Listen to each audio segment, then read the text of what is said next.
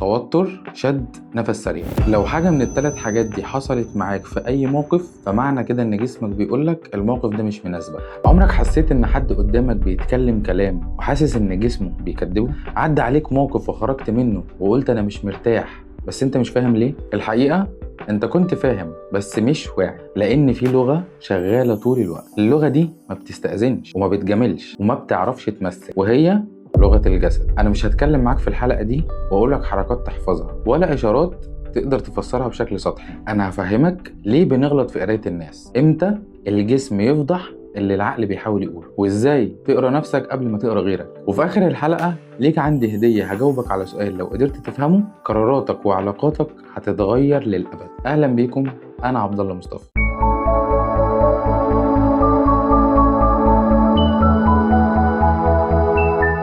هو احنا ليه بنغلط في فهم لغة الجسد؟ خلينا نبدأ معاك باعتراف. معظم واغلب اللي بيتقال عن لغة الجسد غلط ومضلل. تلاقيهم بيقولوا لك اللي يحط ايده على مناخيره ده كذاب، واللي يبص بعينه بعيد يبقى مش واثق، واللي يشبك ايده في بعض ده قافل على نفسه، وده خطر. لانك للاسف يا صديقي كده بتقضي على العلاقات بسبب التحليل. تعال احكي لك حكاية. تخيل كده معايا واحد قاعد قدامك متوتر وعرقان وعمال يهز في رجله. اول حكم في لغة الجسد ممكن تشك فيه هتقول ايه؟ ده قلقان، ده كذاب، ده عامل مصيبة، في حاجة غلط. بس افهم مني واسمع مني حاجة مهمة، لغة الجسد مش قاموس، ده سياق. أول قاعدة لازم تفهمها إن مفيش حاجة واحدة ثابتة للغة الجسد. طب إمتى نقدر نثق في لغة الجسد؟ الإجابة دي خليك معايا وهجاوبك عليها آخر الحلقة. السؤال اللي محتاجين نفهمه دلوقتي، هل لغة الجسد بتفضح المشاعر؟ الإنسان بطبيعته ممكن يتحكم في كلامه، لكن إن هو يتحكم في جسمه طول الوقت صعب جدا. هفهمك في الحكاية دي. قابلت واحد صاحبك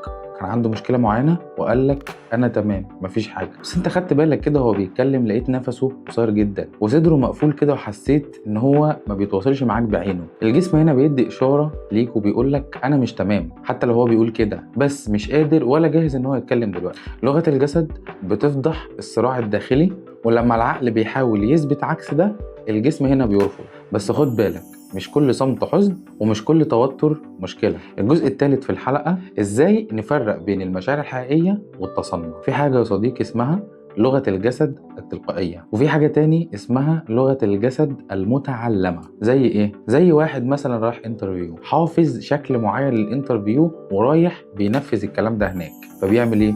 ابتسامة دايمة ووقفة معينة، وتلاقيه باصص بشكل واضح جدا قدام اللي منه بيحاول يبرز ثقته في نفسه. بس هنا بقى لما تيجي تركز او الناس اللي بتاخد بالها هتلاقي الابتسامة بتاعته اطول من اللازم، عينه هتلاقيها ثابتة زي الروبوت، حركته هتلاقيها على عكس الطبيعي كده، في حاجة متخشبة. هنا هتعرفها ازاي او تقدر تفهمها ازاي؟ في مجهود انت بتجبر جسمك ان هو يبذله. المشاعر الحقيقية او طبيعتك بتظهر في اجزاء من الثانيه اسمها مايكرو اكسبريشنز. في غضب بيطلع ويختفي لحظه كده، خوف يبان في اقل من الثانيه، واللي بيركز بيقدر يحدد ده كويس قوي. بس السؤال المهم، هل انا ممكن احكم على الناس بكل ده، ولا ده ممكن يقلب نتيجه عكسيه؟ الجزء الرابع في الحلقه يا صديقي هو لغة الجسد وقت الاختلاف. لما تيجي تركز على أي خلاف بيحصل بين أي اتنين هتلاقي إن الخلاف ما بيبدأش بالكلام، الخلاف بيبدأ بالجسم. زي إيه مثلا؟ زي اتنين بيتكلموا مع بعض وبيتناقشوا، قبل ما الصوت يبدأ يعلى إيه اللي بيحصل؟ هتلاقي طرف من اللي بيتناقشوا دولت ضم إيديه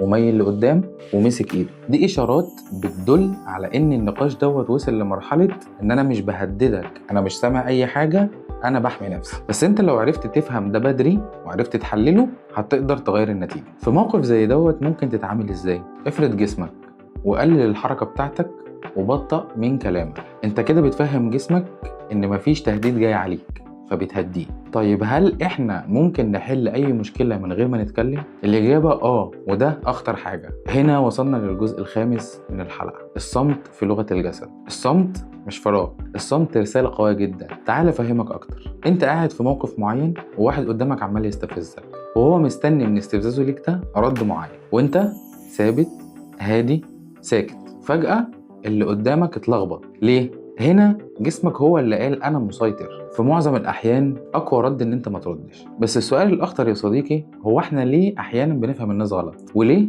لغة الجسد ممكن تخدعنا؟ الاجابة هنا في الجزء السادس، الشخصية والموقف. نفس الحركة ممكن تحصل بس معناها بيختلف. حسب الشخصية والموقف والتوقيت وطبيعة الشخصية اللي انت بتتعامل معاها. تعالى مثلا اقول لك شخص انطوائي، طبيعة حياته وجسمه بتلاقيها مقفول على نفسه كتير. لكن لو شخص محبوب ومنفتح واجتماعي فجأة قفل على نفسه، هنا العلامة ظهرت. ما تحاولش في لغة الجسد ان انت تقرأ الحركة، اقرأ التغيير اللي بيحصل. بيبقى فيه نمط ثابت الواحد فيها بيتعامل على طبيعته وانت بتتعامل مع الناس. مجرد ما تكتشف او تلاحظ حاجة مختلفة عن النمط اللي انت تعرفه ده، من هنا تقدر تحلل لغة الجسد بشكل سليم. نكون وصلنا هنا لاخر جزء في الحلقة. اقرأ نفسك الاول قبل ما تحلل الناس، حلل نفسك. جسمك اصدق حاجة في حياتك، توتر، شد نفس سريع. لو حاجة من الثلاث حاجات دي حصلت معاك في أي موقف، فمعنى كده إن جسمك بيقولك الموقف ده مش مناسبك. لما تتعلم إن أنت تسمع جسمك، قراراتك ساعتها هتتحسن كتير أوي، وعلاقاتك هتتصفى، وثقتك في نفسك هتزيد جدا. الخلاصة يا صديقي، أنا في أول حلقة قلت لك